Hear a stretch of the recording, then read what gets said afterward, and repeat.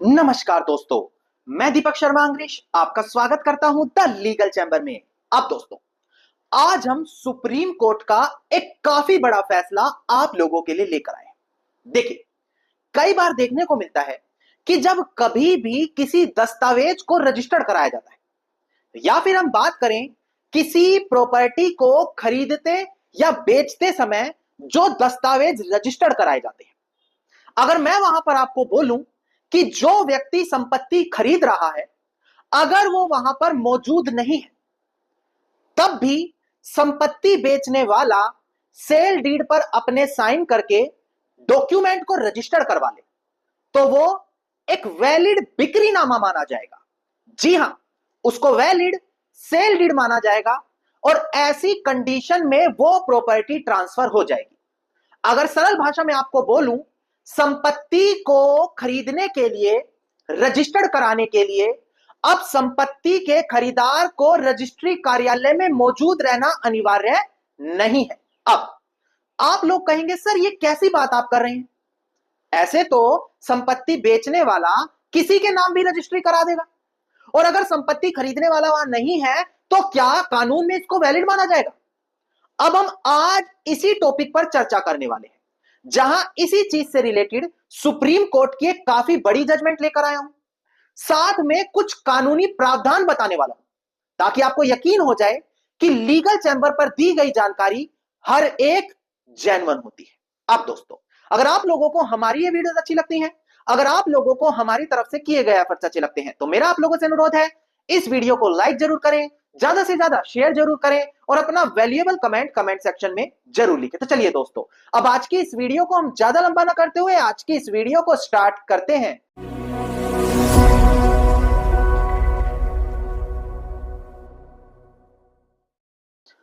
अब दोस्तों, सबसे पहले वीडियो की स्टार्टिंग में एक काफी जरूरी जानकारी आप लोगों को दे दी जाए। देखिए, ऑनरेबल सुप्रीम कोर्ट रोजाना तौर पर 5 से 10 बड़ी जजमेंट पास करता है। वो चाहे तो प्रॉपर्टी की खरीद या बिक्री को लेकर हो, सेल डीड के कानूनों को लेकर हो, रजिस्ट्रेशन के कानूनों को लेकर हो, जिससे रिलेटेड हम ये वीडियो लेकर आए हैं। पर YouTube पर हर एक जजमेंट आपको देखने को नहीं मिलती। इसी चीज का समाधान अब हम आप लोगों के लिए लेकर आ गए हैं। VIP WhatsApp group. इस व्हाट्सएप ग्रुप के अंदर आप लोगों को रोजाना ऑनरेबल सुप्रीम कोर्ट की तरफ से पास की गई हर एक जजमेंट देखने को मिलेगी। सबसे पहले बड़ी सिंपल लैंग्वेज में उसको एक्सप्लेन किया जाएगा। इसके बाद हर एक जजमेंट की कॉपी वहां पर आपको मिलने वाली है। अब चाहे आप कोई एडवोकेट हैं या एक कॉमन इंसान है, आप लोग जानते हैं कि अगर लेटेस्ट जजमेंट आपको मिल गई तो कोर्ट केस जीतने से आपको कोई भी नहीं रोक सकता। तो ये सभी सर्विसेज आपको इस VIP व्हाट्सएप ग्रुप में मिलने वाली है, जहां पर मात्र 999 रुपए आपको 1 साल के लिए ज्वाइनिंग फीस देनी है और उसके बाद ये सभी सर्विसेज आपको मिलेगी। अब सबसे बड़ी बात, जो ये 999 रुपए फीस है, सिर्फ शुरुआत के 100 मेंबर्स के लिए है। इसके बाद ये प्राइस बढ़ाया जाएगा, पर आज भी आप लोगों के पास मौका है, क्योंकि केवल 90 मेंबर अभी हुए हैं, 10 मेंबर अभी बाकी हैं।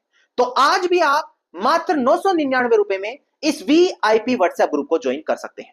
तो तुरंत वीडियो के डिस्क्रिप्शन में जाएं, वहां पर नंबर मिलेगा, उस नंबर पर कनेक्ट करें और VIP व्हाट्सएप ग्रुप जरूर ज्वाइन करें। अब हम बढ़ते हैं अपनी आज की इस वीडियो की ओर। देखिए, आज हम बात करने वाले हैं रजिस्ट्रेशन एक्ट के एक बड़े विशेष प्रावधान के बारे में, एक स्पेशल प्रोविजन के बारे में। देखिए, रजिस्ट्रेशन एक्ट 1908 में लागू किया गया। उसके बाद रजिस्ट्रेशन से जुड़ी सभी प्रावधान, कौन से दस्तावेज रजिस्टर्ड होंगे, कौन से नहीं होंगे, कैसे रजिस्टर्ड होंगे, ये सभी प्रावधान इस कानून में जोड़े गए। अगर आप इसी रजिस्ट्रेशन एक्ट का सेक्शन 32 देखें तो यह काफी जरूरी प्रावधान है। यह बताता है कि अगर आप किसी दस्तावेज को रजिस्टर्ड कराने जाते हैं तो रजिस्टर्ड कराते समय किस किस व्यक्ति का वहां पर मौजूद होना अनिवार्य है। अब एक बार डिस्प्ले पर देखकर ध्यान दें। सबसे पहले यह कानूनी प्रावधान मैं आपको क्लियर करूं, इसके बाद हम सुप्रीम कोर्ट की जजमेंट पर आगे बढ़ेंगे। देखिएगा दोस्तों, डिस्प्ले पर अगर आप सेक्शन 32 देखते हैं तो यह बताता है किस व्यक्ति को दस्तावेज प्रेजेंट करना पड़ेगा रजिस्टर्ड कराने के लिए। ए पॉइंट कहता है कोई भी व्यक्ति जो खुद उस डॉक्यूमेंट को एग्जीक्यूट करना चाहता हो, मतलब जो संपत्ति बेचने वाला होता है वो खुद जाकर रजिस्टर्ड करा सकता है। बी क्लोज कहता है उसका कोई रिप्रेजेंटेटिव या उसका कोई असाइनी, यानी कि कई बार आपने देखा होगा जो बड़े लोग होते हैं वो खुद तो जा नहीं सकते, अपने किसी मैनेजर को भेज देते हैं या किसी और रिप्रेजेंटेटिव को भेज देते हैं। तीसरा कहता है अपने किसी एजेंट को भी भेज सकते हैं, यानी कि एक पावर ऑफ अटॉर्नी बनाकर किसी को अपना एजेंट नियुक्त कर दे और वो एजेंट प्रिंसिपल की जगह, एग्जीक्यूटर की जगह जाएगा और अपने साइन करके उस डॉक्यूमेंट को रजिस्टर्ड करा देगा। अब सेक्शन 32 हमने पूरा पढ़ा, इसमें कहीं भी ये नहीं लिखा कि जिसके फेवर में वो डॉक्यूमेंट एग्जीक्यूट किया जा रहा है उसका भी वहां पर मौजूद होना अनिवार्य है। उदाहरण के तौर पर अगर एक व्यक्ति संपत्ति बेच रहा है तो जो व्यक्ति बेचने वाला है उसका वहां पर मौजूद होना अनिवार्य है, पर यह कहीं नहीं लिखा इस सेक्शन में कि जो संपत्ति खरीद रहा है, जिसको बेची जा रही है, वो भी वहां पर मौजूद होगा तो ही खरीदी या बेची जा सकेगी ना। यह कानूनी प्रावधान आपको क्लियर हो गया। अब ऑनरेबल सुप्रीम कोर्ट की एक काफी बड़ी जजमेंट है, वो भी मैं आपको क्लियर करूं। कारण क्योंकि इसी जजमेंट को पढ़ने के बाद, समझने के बाद आपको समझ में आएगा कि कानूनी प्रावधान क्या था क्या है। एक बार डिस्प्ले पर देखकर ध्यान दें आप। केस टाइटल है यहां पर HP Puttaswamy versus Thiyamma and others. सबसे बड़ी बात, सिविल अपील नंबर है 3975 ऑफ 2010 और 24 जनवरी 2020 की जजमेंट है। तो इससे अंदाजा आपको लग ही गया कि हम ज्यादा पुरानी जजमेंट्स पर बात करते ही नहीं है, लेटेस्ट और बिल्कुल रेलिवेंट जजमेंट यहां पर लाते हैं। और अगर आप इन सभी जजमेंट्स को पढ़ना चाहते हैं, कॉपी पाना चाहते हैं, तो आप अभी वीडियो के डिस्क्रिप्शन में जाएं, VIP व्हाट्सएप ग्रुप जरूर ज्वाइन करें, क्योंकि ऐसे ही कई और बड़ी रेलिवेंट जजमेंट वहां पर आपको मिल जाती है। अब दोस्तों यहां पर प्रेजेंट केस में क्या होता है, एक व्यक्ति जो प्लेंटिफ है वो कोर्ट में केस डालता है। उसका कहना है कि मैंने एक प्रॉपर्टी खरीदी थी और जो संपत्ति का विक्रेता था, यानी कि संपत्ति को बेचने वाला था, वो खुद रजिस्ट्रार ऑफिस में गया, खुद जाकर उसने साइन करे, खुद जाकर उसको रजिस्टर्ड कराया और सेक्शन 32 रजिस्ट्रेशन एक्ट के प्रावधान के हिसाब से वो सेल डीड बिल्कुल वैलिड है। और ऐसी कंडीशन में मुझे उस सेल डीड के ग्राउंड पर प्रॉपर्टी का मालिक घोषित कर दिया जाए। नाउ अपोजिट पार्टी जो डिफेंडेंट है उसका कहना है कि नहीं, सेल डीड में संपत्ति के खरीदार के साइन होने अनिवार्य है और अगर खरीदार के साइन नहीं है तो सेल डीड को इनवैलिड माना जाए और इसको मालिक नहीं माना जाए। अब दोस्तों यह विवाद का कारण यहां पर कोर्ट के सामने आया, क्या संपत्ति के खरीदार को रजिस्ट्रेशन के दौरान मौजूद होना जरूरी है या अगर वो ना भी मौजूद हो तो काम चल जाएगा। ट्रायल कोर्ट ने निर्णय दिया, मैटर अपील में गया, फिर हाई कोर्ट गया और अब आखिर में मैटर ऑनरेबल सुप्रीम कोर्ट के सामने आया। ऑनरेबल सुप्रीम कोर्ट ने यहां पर 3 कानूनी प्रावधान बताए, सेक्शन 31, इसके बाद सेक्शन 88 और आखिरी में सेक्शन 89। ये तीनों कानूनी प्रावधान पढ़ने जरूरी है, उसी के बाद यह निर्णय लिया जा सकता है कि क्या अगर खरीदार वहां पर मौजूद नहीं है तब भी सेल डीड वैलिड मानी जाए या फिर ना मानी जाए। तीनों प्रावधान बड़े छोटे छोटे हैं, डिस्प्ले पर दिखाकर क्लियर करूं ताकि सारी चीज आपको बड़ी रेलिवेंट तरीके से समझ में आ जाए। देखिएगा दोस्तों डिस्प्ले पर, सेक्शन 31 कहता है कि यह कानूनी प्रावधान एक विशेष अधिकार देता है, मतलब कि अगर एक व्यक्ति किसी ऐसी सिचुएशन है कि रजिस्ट्रार ऑफिसर के सामने नहीं जाता तो वो रजिस्ट्रार ऑफिसर के सामने आवेदन दे सकता है और रजिस्ट्रार ऑफिसर को खुद उनके घर आकर उस डॉक्यूमेंट को रजिस्टर कराना पड़ेगा।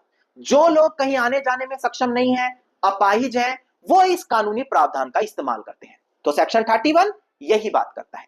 इसके बाद हम बात करते हैं सेक्शन 88 रजिस्ट्रेशन एक्ट। डिस्प्ले पर देखिएगा, सेक्शन 88 कहता है वो डॉक्यूमेंट जो गवर्नमेंट ऑफिसर या कोर्ट ऑफिसर की तरफ से एग्जीक्यूट करे गए हैं, यानी कि अगर एक ऐसा डॉक्यूमेंट है जो किसी गवर्नमेंट या कोर्ट ऑफिसर की तरफ से प्रेजेंट किया जा रहा है रजिस्ट्रेशन के लिए, तो वहां पर भले वो व्यक्ति मौजूद ना भी हो तो भी ये गवर्नमेंट और कोर्ट ऑफिसर अपनी ऑफिशियल कैपेसिटी या पावर का यूज करके उन डॉक्यूमेंट को रजिस्टर्ड करा सकते हैं। पर यहां पर उन गवर्नमेंट या कोर्ट ऑफिसर को तो कम से कम रजिस्ट्रार ऑफिसर के सामने मौजूद होना पड़ेगा। अगला प्रावधान कहता है सेक्शन 89। देखिएगा दोस्तों डिस्प्ले पर कि अगर ऐसा कोई कोर्ट ऑर्डर है, रिवेन्यू सर्टिफिकेट या ग्रांट है जो रजिस्ट्रार को ऐसा कुछ पावर देता है कि हाँ भाई इस डॉक्यूमेंट को आपको रजिस्टर करना पड़ेगा, इनके बिहाफ से रजिस्टर करना पड़ेगा, तो वो डॉक्यूमेंट रजिस्ट्रार ऑफिसर के सामने प्रेजेंट करना अनिवार्य है। प्रेजेंट केस में देखा गया कि ना यहां पर सेक्शन 31 अप्लाई हो रहा है, ना सेक्शन 88 कोई ऑफिसर है तो वो भी अप्लाई नहीं हो रहा, और कोई कोर्ट ऑर्डर नहीं है तो सेक्शन 89 भी अप्लाई नहीं हो रहा। तो ऐसी कंडीशन में सिर्फ सेक्शन 32 अप्लाई होगा। जो वीडियो के शुरू में मैंने बताया था कि केवल अगर वो 3 लोगों में से कोई भी मौजूद है तो डॉक्यूमेंट को रजिस्टर कराया जा सकता है और उसको कानूनी रूप से वैलिड माना जा सकता है। यहां पर ऑनरेबल सुप्रीम कोर्ट ने यही कहा कि देखो, प्रेजेंट केस सेक्शन 32 में फाइल होता है और यहां पर भले संपत्ति का खरीदार मौजूद नहीं था, तब भी उस सेल डीड को बिल्कुल वैलिड माना जाएगा। कारण, क्योंकि संपत्ति के विक्रेता ने अपनी मर्जी से उसको बेचा है और वो तभी बेचा होगा जब वहां पर पैसों का लेन देन हुआ होगा और वहां पर अपनी इच्छा से बेचा होगा। तो इस सेल डीड को बिल्कुल वैलिड माना जाएगा। अब दोस्तों, यहां पर यह काफी बड़ी जजमेंट है जो मैंने बिल्कुल सरल भाषा में आपको समझाई। उम्मीद करता हूं वीडियो में मिली जानकारी आप लोगों के लिए काफी ज्यादा लाभदायक साबित होगी। अगर वीडियो में मिली जानकारी आपको अच्छी लगी तो वीडियो को लाइक, शेयर, कमेंट जरूर करें।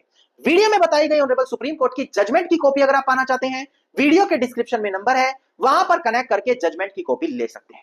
इसके अलावा अगर इसी प्रकार की हर महत्वपूर्ण जानकारी पाना चाहते हैं तो चैनल को तुरंत सब्सक्राइब करके नोटिफिकेशन बेल आइकन आप जरूर दबा दें।